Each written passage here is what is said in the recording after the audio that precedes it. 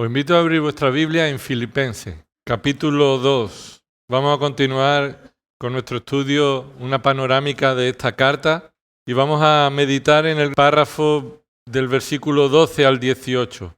Filipenses 2, del 12 al 18.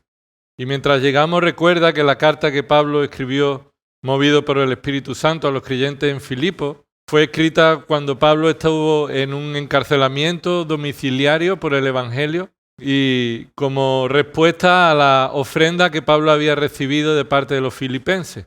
Pero el tema principal de esta carta, aunque en ocasiones hemos hablado que es el gozo y la unidad, hay una idea que va también por medio de toda la carta que tiene que ver con vivir de una manera digna del Evangelio.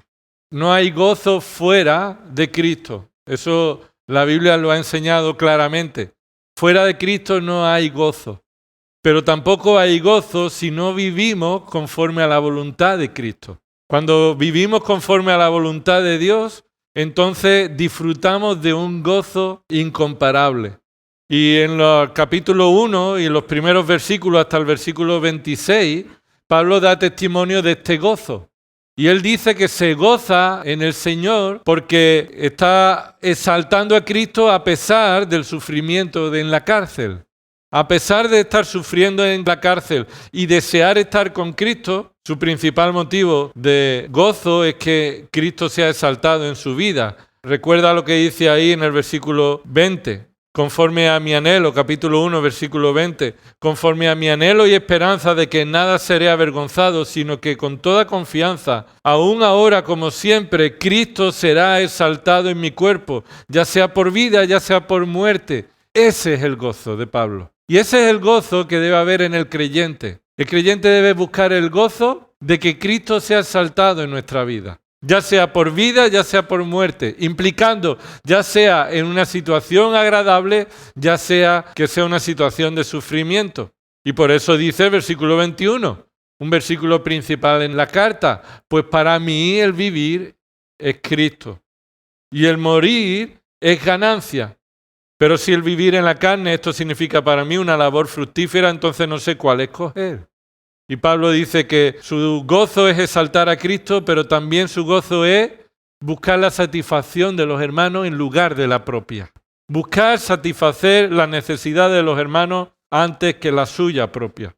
Y por eso viene el mandato en el versículo 27 del capítulo 1. Comportaos solamente de una manera digna del Evangelio de Cristo. Ese es el gozo en la vida del creyente. Cuando el creyente está viviendo conforme a cómo el Evangelio nos dice que debemos vivir. Dignificando el Evangelio. Dando un testimonio digno del Evangelio. Y en el capítulo 2, versículo del 1 al 11, se nos muestra que en el Evangelio tenemos la provisión de todo lo necesario. Y dice el versículo 1, ya que hay estímulo en Cristo, ya que hay consuelo de amor, ya que hay comunión en el Espíritu, ya que hay afecto y compasión, como eso ya se da por hecho, como en Cristo, en el Evangelio, tenemos todo eso, entonces completemos el gozo, es decir, seamos de un mismo sentir, tengamos el deseo de la humildad, sirviendo al Señor con humildad y teniendo el testimonio de Cristo como la actitud que debe haber en nosotros. Versículo del 5 al 11, haya pues en vosotros la actitud que hubo en Cristo. Esto es lo que se ha estado diciendo hasta ahora. Y después de que llega este testimonio glorioso de la encarnación de Cristo y su humillación y su exaltación, observa lo que dice el versículo 12. Así que, esa palabra así que, te está mostrando que como consecuencia de ese testimonio de Cristo, nosotros debemos vivir también de una manera imitando a nuestro Señor. Vamos a leer el párrafo y ahora veamos algunos detalles de este párrafo. Versículo 12, el capítulo 2 de Filipenses. Así que, amados míos, tal como siempre habéis obedecido, no solo en mi presencia, sino ahora mucho más en mi ausencia, ocupaos en vuestra salvación con temor y temblor. Porque Dios es quien obra en vosotros tanto el querer como el hacer para su beneplácito. Versículo 14. Haced todas las cosas sin murmuraciones, sin discusiones, para que seáis irreprensibles y sencillos, Hijos de Dios sin tacha en medio de una generación torcida y perversa, en medio de la cual resplandecéis como luminares en el mundo, sosteniendo firmemente la palabra de vida, a fin de que yo tenga motivo para gloriarme en el día de Cristo. Ya que no habré corrido en vano, ni habré trabajado en vano. Pero aunque yo sea derramado como libación sobre el sacrificio y servicio de vuestra fe, me regocijo y comparto mi gozo con todos vosotros. Y también vosotros, os ruego, regocijaos de la misma manera y compartid vuestro gozo conmigo. Bueno, tenemos un reto y es exprimir este párrafo en pocos minutos que tenemos en esta tarde. Esta es la idea principal del párrafo. El creyente es responsable del resultado de su salvación. Y puede que te choque un poco de esta idea, pero la vamos a explicar. La repito, el creyente es responsable del resultado de su salvación. Y vamos a completar esta idea porque es cierta, pero hay matices que hay que hacer en esa declaración. Observa que en primer lugar hay una parte, versículos 12 y 13, el ruego. Pablo de nuevo hace un ruego, un mandato, una orden. Versículos 12 y 13, tenemos ahí el ruego. ¿Cuál es el ruego? Bueno, el ruego principalmente como consecuencia de lo que Cristo ha hecho y debemos tener esa actitud que Cristo tuvo. Así que ocupaos en vuestra salvación con temor y temblor. Esa sería la idea principal, la idea fuerte. Ocupaos en vuestra salvación con temor y temblor. Este es el mandato, el ruego. ¿Y por qué somos responsables del resultado de nuestra salvación? Porque esa palabra ocupao significa producir, hacer, sacar resultados. Ocupaos en ello. Versículos 12 y 13. Pablo nos dice que Cristo y Dios por medio de Cristo y la comunión en el Espíritu estamos capacitados para producir en nosotros, para que en nosotros se vean los resultados de la salvación. Entonces, hermano, tú y yo, el creyente, es responsable de que en tu vida se vean los resultados de la salvación. Esa palabra ocupado tiene que ver con producir. Por ejemplo, Romanos 4:15 dice que la ley produce ira y utiliza ese mismo verbo. La ley produce ira. Es el mismo verbo. Nosotros producimos, es decir, realizamos aspectos, resultados de nuestra salvación, como la ley produce ira. Romanos 5:3, la tribulación produce paciencia. Y está esa palabra ahí de nuevo, produce paciencia. Romanos 5:3. La tribulación da un resultado. ¿Cuál es? La paciencia. Y es lo mismo que Pablo está diciendo, que haya en vosotros resultado de vuestra salvación. Ocupaos en vuestra salvación es que en vosotros haya resultado de que Dios os ha salvado. Que se vean los resultados. Sois responsables de eso. Romanos 7:13, y no vamos allí, apúntalo. El pecado produce mi muerte, dice Pablo ahí. El pecado produce mi muerte. Así que vemos que esa palabra ocupado es que algo da como resultado otra cosa. Y la salvación debe darse como resultado en nosotros manifestaciones de que somos salvos. Haced que en vuestra vida la salvación dé resultados. Y apunta a otros dos pasajes. 2 Corintios 7:10. La tristeza del mundo produce muerte. 2 Corintios 7:10. Y Santiago 1:3. La prueba de vuestra fe produce, ¿qué? La prueba de vuestra fe produce paciencia. Santiago 1:3. La prueba de vuestra fe produce paciencia. Así que, hermano, el ruego es que se vea en vuestra vida los resultados de que sois salvos. Y Pablo nos está diciendo esto. Ahora, un detalle más sobre este ruego. Es un ruego de amor.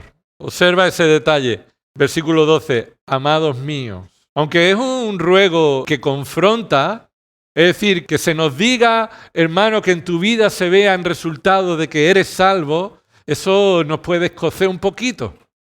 Y Pablo lo sabe y nos muestra, amado hermano. Y es un mandato con amor. Es un mandato que está movido por el amor de un hermano hacia otro. Que en nuestra vida se vea este resultado, hermano. Es más, es un mandato que se nos hace responsable porque se enfatiza un tipo de obediencia. Observa que nos hemos saltado una parte del versículo, ¿sí o no? Versículo 12. Nos lo hemos saltado porque es el contexto en el que debe suceder el mandato. ¿El mandato cuál es? Ocupaos. Haced que la salvación produzca resultado en vuestra vida. Pero el contexto, el ambiente, la forma en la que esto debe suceder es una obediencia íntegra. Obediencia íntegra. El domingo pasado Gerson nos dijo que la obediencia es obediencia cuando es completa, ¿verdad? No hay obediencia si no es completa. No puedes obedecer con mal corazón, no puedes obedecer una parte y dejar otra. Y esto es lo que aquí se está diciendo. Mira lo que dice, versículo 12. Tal como siempre habéis obedecido, lo que Pablo está resaltando es que siempre habéis obedecido. Especialmente cuando Pablo les ha enseñado cómo es la vida cristiana. Y cuando Pablo ha estado con ellos y les ha enseñado cómo deben vivir, los creyentes han mostrado obediencia. Y no hay otra respuesta que debe darse en la vida de un creyente. Nosotros no podemos responder de otra manera que no sea obedecer.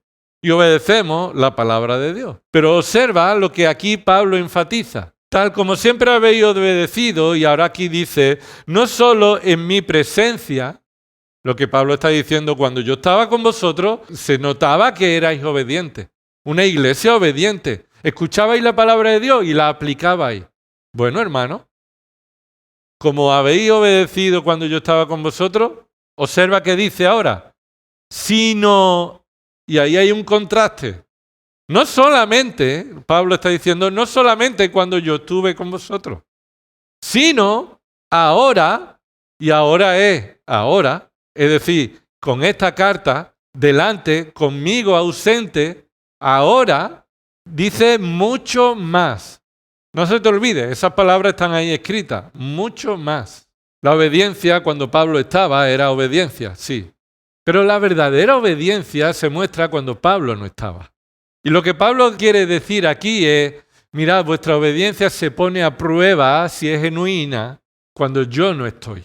Es con lo que sucede con nuestros hijos, ¿sí o no? Con nuestros hijos se muestra si son obedientes no cuando están los padres, sino cuando los padres no están, ¿no? Y nosotros mostramos una verdadera obediencia no porque obedecemos dependiendo de quién esté y quién nos vea, sino especialmente cuando nos encontramos en una situación en la que ya no nos importa tanto lo que piensen de nosotros los que nos ven, ¿verdad? Y a veces hemos vivido vidas que obedecemos de una manera en un contexto con los hermanos, pero después en un ámbito diferente que nadie sabe que soy creyente, no tengo por qué obedecer. O obedezco en la apariencia, pero después en mi casa no. Y obedecemos en muchas ocasiones dependiendo de quién nos vea. La obediencia es una obediencia real, no aparente. Y Pablo le está diciendo, ahora mucho más, cuando yo no estoy, es cuando ahora se va a probar vuestra obediencia. Y Pablo escribe esto, ¿sabe por qué? Porque ha escuchado que esta iglesia, cuando Pablo se ha ido, ha empezado a haber discusiones, a haber murmuraciones, a haber guerra entre ellos. Han dejado de obedecer la palabra. Ha salido el orgullo, la guerra, y por eso Pablo escribe esta carta, mostrando el testimonio de Cristo humilde y cómo debemos exaltar a Cristo considerando a los demás como superiores a nosotros mismos. Así que el ruego es que somos responsables de obedecer de una manera íntegra para que se den resultados. Observa lo siguiente. ¿Cómo debemos ocuparnos en nuestra salvación? La manera es con temor y temblor. ¿Qué significa esto? Significa, es la misma palabra y lo mismo que se usa cuando uno tiene temor de un rey malo. Es lo mismo, cuando uno tiene temor de un ejército más poderoso. Cuando uno tiene temor del enemigo. Es la misma palabra. Es el mismo contexto, el mismo significado, miedo. Lo que sucede es que el miedo a un enemigo es el miedo a la maldad del enemigo. El miedo a Dios es el miedo a la justa ira de Dios. A la justa ira de Dios. Y aunque Cristo ha cubierto toda la ira, nosotros no podemos perder de vista que Dios sigue siendo un Dios justo. Un Dios que no va a tolerar el pecado y que ama a sus hijos y va a corregir a sus hijos. Así que ocupad vuestra salvación con temor y temblor. ¿Qué significa con temor y temblor? Significa esto: consciente de la presencia de Dios. Consciente de la presencia de Dios. Obedeced para que en vuestra vida se vean los resultados de la salvación, siendo consciente continuamente de que Dios está ahí. Y mira que hay un contraste. El contraste es este. Obedeced no solamente cuando yo estuve presente, sino ahora mucho más mi ausencia. ¿Sabéis por qué? Porque aunque yo no esté, dice Pablo, Dios está. ¿Escuchas eso? Aunque yo no esté, aunque no esté alguien el que te preocupa qué pensará de ti al verte hacer algo o decir algo, ten la conciencia y la realidad de que Dios está presente. Dios sabe lo que piensas, Dios sabe lo que haces. Así que hazlo con temor y temblor, consciente de su presencia. Y ahora nos da esta razón, versículo 13, porque, esta es la razón, ¿por qué debemos ocuparnos de nuestra salvación con temor y temblor? Porque Dios es quien obra en vosotros. Y esto parecería una contradicción, pero no lo es. Y por eso aquí tenemos que enfatizar y matizar esto. Hemos dicho que el ruego es que debemos producir en nosotros los resultados propios de la salvación. Somos responsables. Hemos dicho eso, ¿verdad? Ahora quiero que ponga estas dos cosas que están en esa verdad. Somos responsables de nuestra desobediencia. Dios es responsable de nuestra obediencia. Escucha esto. Somos responsables de nuestra desobediencia. Dios es responsable de nuestra obediencia. Lo vuelvo a repetir. Nosotros los creyentes somos responsables de nuestra obediencia, de que en nuestra vida se vean resultados de la salvación. Pero hacerlo con temor y temblor sabiendo que Dios es el responsable de tu obediencia. Y no es una contradicción, hermano. Es las dos caras de una misma moneda, de una misma realidad. Mira, cuando en tu vida no se dan los resultados propios de la salvación, ¿quién es el responsable? Yo. Yo soy el responsable de que en mi vida no estén los resultados que deberían estar de una persona salvada, que en Cristo es estimulado, que tiene comunión en el Espíritu y que ha sido capacitado por el Evangelio para seguir el testimonio de Cristo. Cuando no sigo el testimonio, ¿quién es el responsable? Yo. Porque no estoy ocupado en mi salvación. No estoy preocupado de que en mi vida se den los resultados. Así que la falta de resultados no es de Dios. La falta de resultados es culpa mía. Y esa es la razón de por qué debemos hacerlo con temor y temblor. Porque eres el único responsable de la desobediencia. Y versículo 13 nos dice esta verdad. Dios es el responsable de tu obediencia. Cuando en tu vida se dan los resultados de la salvación, no es mérito tuyo. Aunque tú estás obedeciendo porque estás ocupado en tu salvación con temor y temblor, cuando obedeces es mérito de Dios.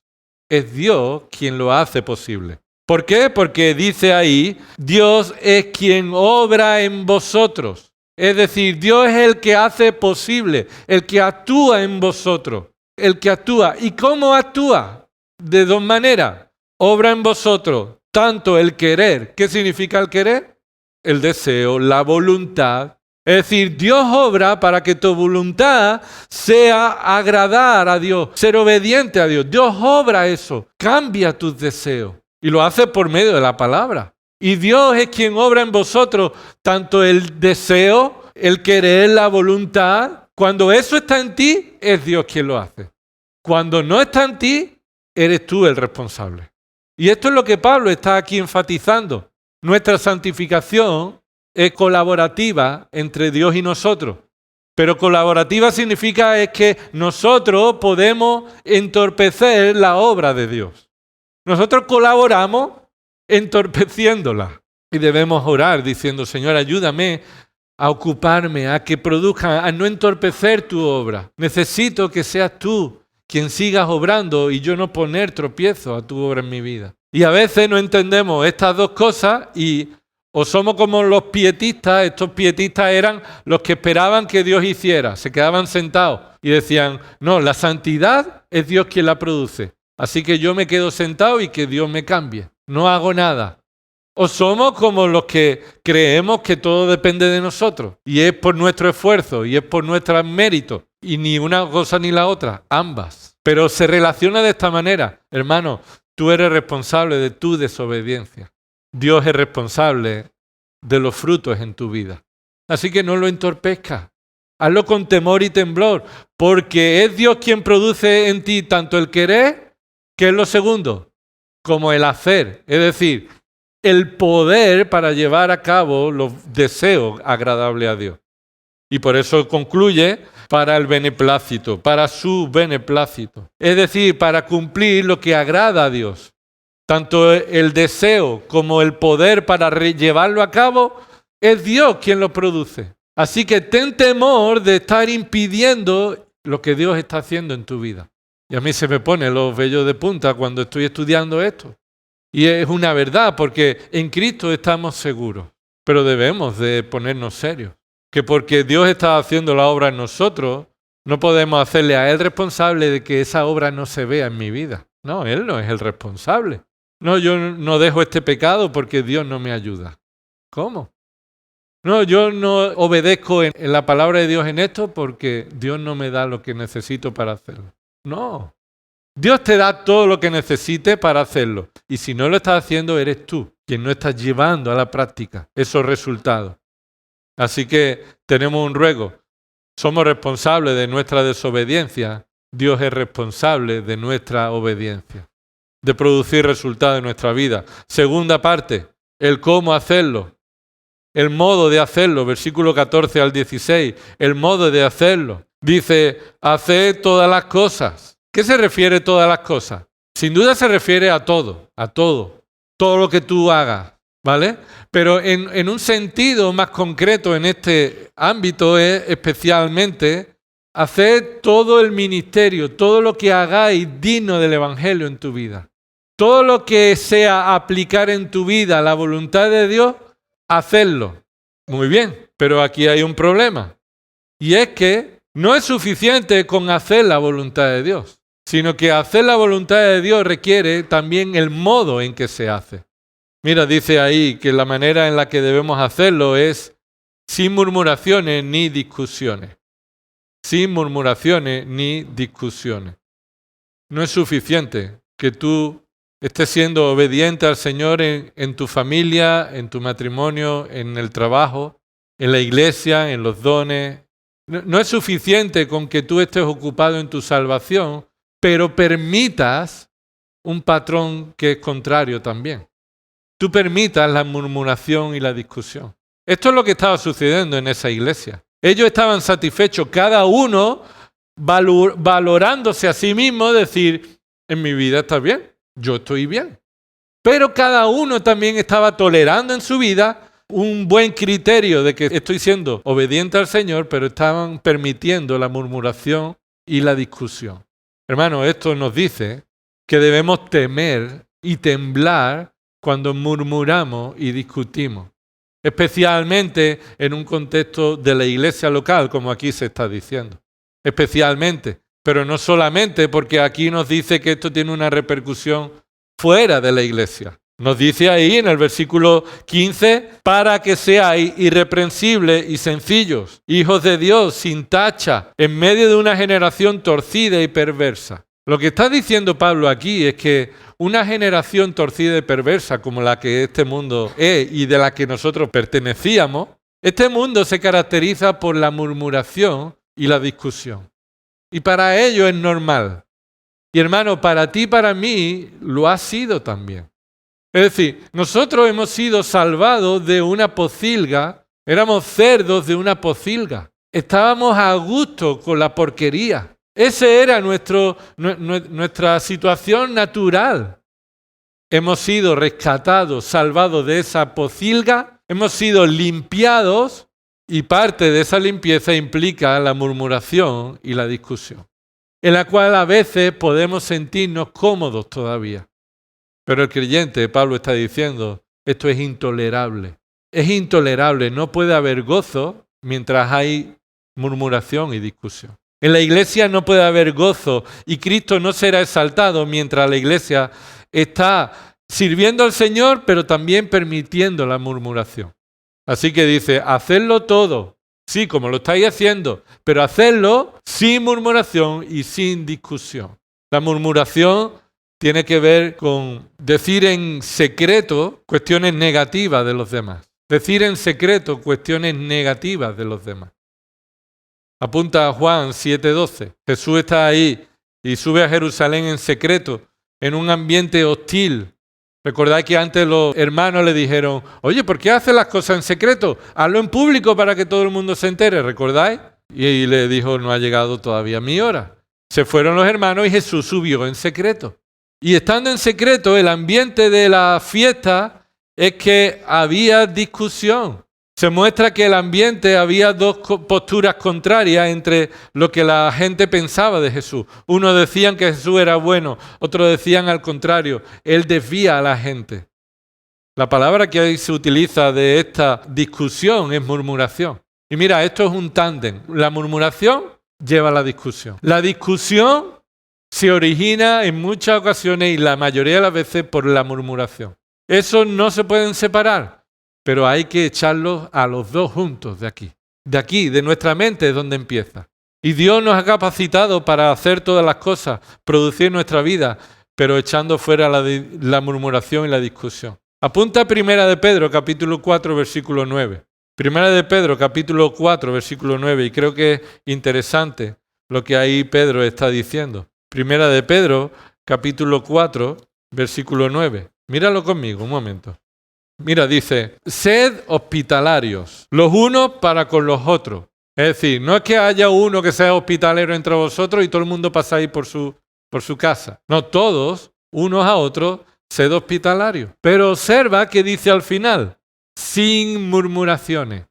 Curioso, ¿no? Curioso que Pedro, movido por el Espíritu Santo, nos dice que el contexto de la hospitalidad, es decir, recibir a hermanos en casa, es un contexto propicio para la murmuración. Es un contexto propicio para murmurar.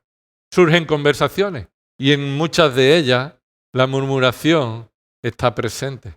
Hermanos, debemos de reconocer que esta es la característica de una generación torcida y perversa, que nosotros no debemos andar en estas murmuraciones y discusiones y debemos temer las consecuencias de permitir eso. Esto es un ámbito que Pablo está aquí resaltando.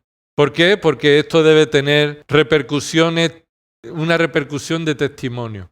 La voluntad de Dios es que tú y yo seamos diferentes a este mundo. Estemos en el mundo, pero reflejemos un testimonio diferente al mundo. Y eso se va a ver por tu vida. Pero mira, no eres tú la luz. Tú reflejas la luz, pero no eres tú la luz.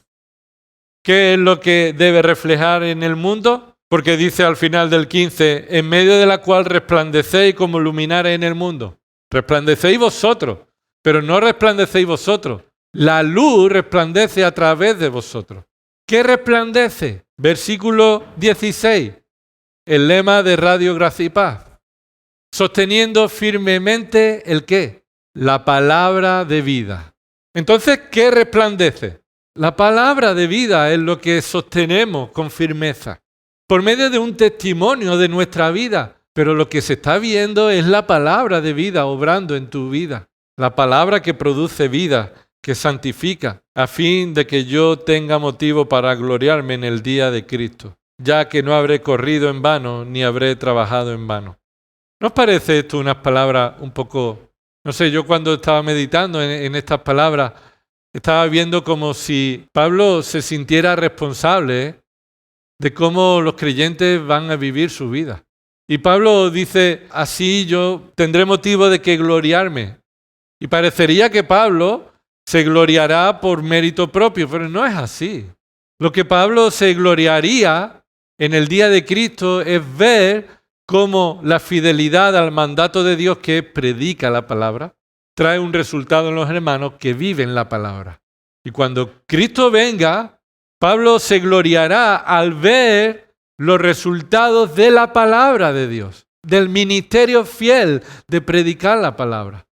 Y esto, hermano, os confieso, como Pablo está diciendo, a veces el ministerio y los que están involucrados en el ministerio del cuidado pastoral, en ocasiones se vuelve una frustración. En ocasiones uno dice, ¿tiene sentido lo que estoy haciendo? Y creo que Pablo está aquí de alguna manera diciendo, quisiera encontrar sentido al ministerio cuando Cristo venga y yo vea los resultados. Y diré, ya que no habré corrido en vano ni habré trabajado en vano. ¿Cuánto tiempo, Señor, he dedicado en predicar tu palabra? Los hermanos la escucharon, pero no se ocuparon en su salvación. Fue en vano, Señor, lo que hice. Y esto más bien es un sentimiento personal. Porque Pablo ahora de aquí muestra el verdadero resultado que le trae gozo. Y ve el tercer punto, versículos 17 y 18. El resultado al que aspiramos, el resultado que buscamos. El resultado no es otro que una expectativa correcta. Es decir, mira el versículo 17. Pero aunque yo sea derramado, escúchame, aquí Pablo se está corrigiendo. Se está corrigiendo. Es decir, Pablo ha dejado sacar, y movido por el Espíritu Santo no es que esté diciendo una mentira. Por supuesto, servir al Señor como Pablo lo estaba haciendo no será trabajar en vano, ni será un trabajo sin provecho. Lo que Pablo está corrigiendo a sí mismo es que su expectativa en el ministerio no debe ser sentirse él realizado. ¿Escuchas eso? No, yo no debo buscar sentirme realizado en el ministerio del Señor pastoreando la iglesia. No es el fin mío. El fin mío no es sentirme si mi trabajo ha dado resultado o no. Y por eso Pablo dice, pero, escucha una cosa, aunque, y aquí lo que está diciendo es, yo me gozo, aunque el resultado sea diferente al que yo esperaría. Pablo está diciendo, pero aunque el resultado sea diferente, yo me gozo. Y mira lo que dice, aunque yo sea derramado como libación sobre el sacrificio, esto es un derramamiento sobre el sacrificio que es para no aprovechar la libación es lo líquido, el resultado de matar el animal, que lo que se hace es echarlo encima del sacrificio para que sea quemado por completo. Y eso no se ha aprovechado para otra cosa.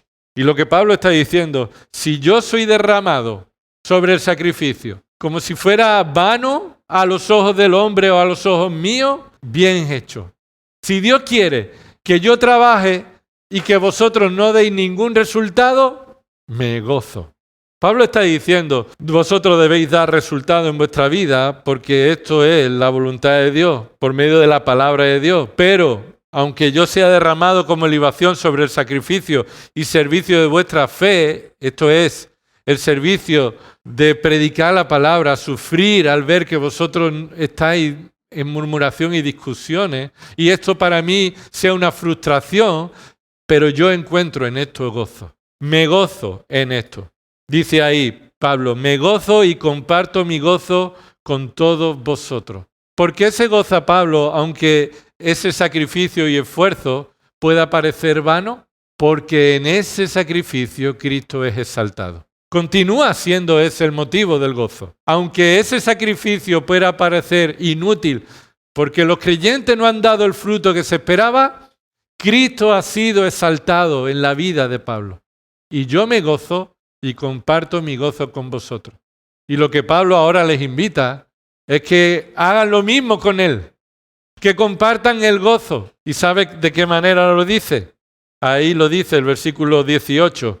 Y también vosotros os ruego, regocijaos de la misma manera y compartid vuestro gozo conmigo. Lo que Pablo le está diciendo. Así que gozaos conmigo ocupándoos en vuestra salvación. sacrificando en vuestra salvación, humillándoos en vuestra salvación. Aunque eso significa que te tengas que humillar delante de tu hermano. Ese es tu gozo porque Cristo es exaltado. Quisiera que termináramos con esta palabra de oración. 5 motivos de oración. ¿Los veis?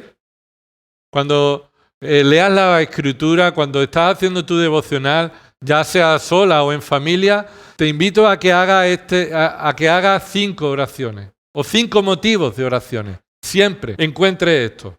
En primer lugar, un motivo de adoración. Un motivo de adoración. ¿Qué motivo encontramos aquí por el que adorar a Dios? ¿Qué atributo de Dios exaltamos en este párrafo? Bueno, yo te sugiero que puedes orar: Señor, te adoro por ser proveedor, por proveerme en la salvación del querer como el hacer. Señor, te adoro porque tú me has salvado y me has provisto. O puedes orar al Señor diciendo: Señor, te adoro porque tu palabra es palabra de vida. ¿No hemos aprendido eso? Que la palabra de Dios es palabra de vida. Pues puedes resumirlo ahí y saca una conclusión y oras al Señor en esto. Después te sugiero que ores por un motivo de gratitud. Algo hemos aprendido por el que debes dar gracias. Y eso debe ser en tu lectura diaria. Algo has leído y has aprendido por el cual debes dar gracias. Por ejemplo, gracias Señor por producir en mí el querer como el hacer. El poder para hacerlo. Gracias Señor, porque eres tú quien lo produce. O gracias Señor por hacerme hijo tuyo. ¿Verdad? Ahí lo dice en el versículo 15. Somos hijos de Dios sin tacha. Así que gracias Señor por hacerme hijo tuyo. O Señor, gracias por el gozo de sostener en alto la palabra de vida. Gracias Señor porque es un gozo sostener en alto la palabra de vida. Y puede haber muchos más. Estos son ejemplos. Un tema de confesión. Hermanos, siempre que leemos la Escritura somos confrontados. Siempre hay un pecado que se nos muestra y debemos buscar qué es lo que la palabra de Dios nos está confrontando. Por ejemplo, aquí podemos orar confesando un pecado. Señor, confieso mi pecado por no ocuparme en mi salvación con temor y temblor. Confieso mi pecado. Confieso mi responsabilidad o mi falta de responsabilidad porque no haya resultados en mi vida como deben darse. Otra confesión, por ejemplo: Señor, confieso la murmuración de mi vida. Confieso mi pecado de discusión. Siempre quiero llevar la razón. Señor, confieso mi pecado. Y después viene una petición. Siempre es bueno que después de la confesión y de la adoración haya una petición. Señor, te pido, por ejemplo, te pido, Señor, ayúdame a depender de tu palabra, de tu provisión, a depender de lo que tú estás obrando en mí. Señor, te pido a que me ayudes a ocuparme en mi salvación. Señor, te pido a que me ayudes a no murmurar y no discutir con orgullo. Todo eso está ahí en el texto, ¿verdad? Y más cosas. Señor, ayúdame a dar testimonio en medio de este mundo perverso. Señor, ayúdame a gozarme aun cuando eso es un sufrimiento. Y muchas cosas, ¿verdad? Y al final te sugiero que ores por la intercesión. Intercesión. Porque debemos orar por los demás. Interceder es orar por los demás. Así que no solamente oramos por lo personal, sino que oramos por los demás.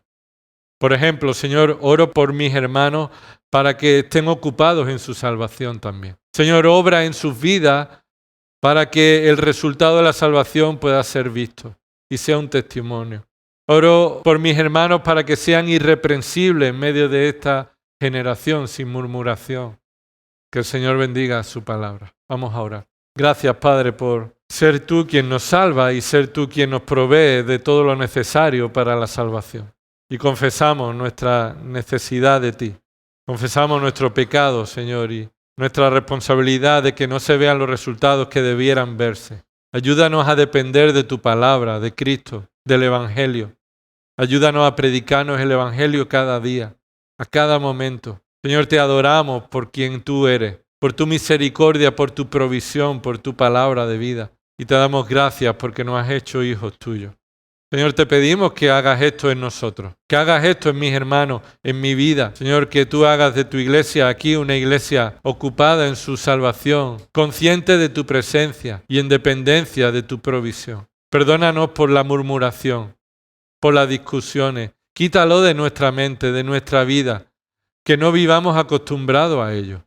Señor, te rogamos que Cristo sea exaltado y ese es nuestro gozo, Padre. A pesar de que eso signifique ser sacrificado y sufrir en medio de esta vida, Señor. En el nombre de Jesús. Amén.